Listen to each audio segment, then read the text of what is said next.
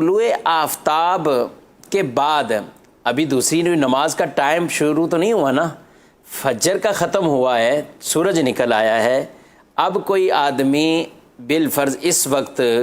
یہ 8:32 ہو رہے ہیں، 8:30 بجے 9 بجے یہ آج کی فجر پڑھنا چاہتا ہے، یہ قضا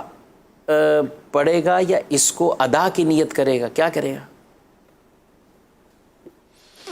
دیکھیں، ہر نماز کا ایک وقت ہے، ان الصلاۃ کانت علی المؤمنین کتابا موقوتا، قرآن مجید فرقان حمید میں اللہ تبارک و تعالی نے یہ بیان فرمایا ہے۔ اور جیسے ہی وقت نکل جاتا ہے تو نماز پھر قضا ہو جائے گی، یعنی اگر وقت کے اندر ادا نہیں کر سکا تو گویا اب قضا ہے۔ تو یہاں طلوع آفتاب جیسے ہوتا ہے، طلوع آفتاب پر نماز فجر کا وقت ختم ہو جاتا ہے، تو اب گویا ادا کا وقت ختم ہو گیا۔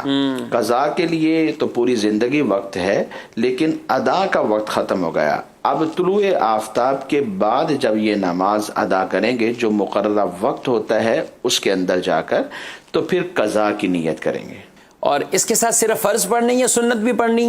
ظہر کی نماز سے پہلے جو زوال کا وقت ہوتا ہے اس سے پہلے اگر یہ ادا کرتے ہیں تو فقہاء نے لکھا کہ اس صورت کے اندر 2 سنت فجر بھی ساتھ ادا کی جا سکتی ہیں،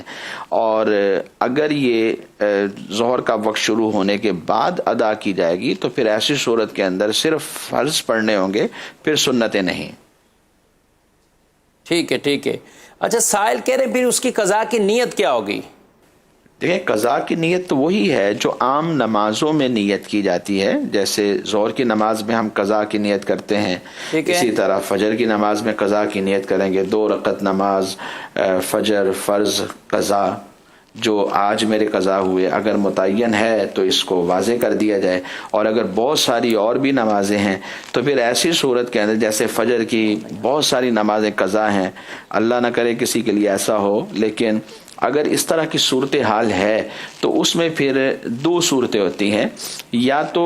اسی دن کی پڑھنا چاہتا ہے تو یہ سب سے آخری ہے زندگی، متعین کر لیتا ہے تو اچھی بات ہے کہ میں آج کی فجر جو قضا ہوئی وہ پڑھ رہا ہوں، اور اگر یہ نہیں کرتے تو یوں کہہ سکتے ہیں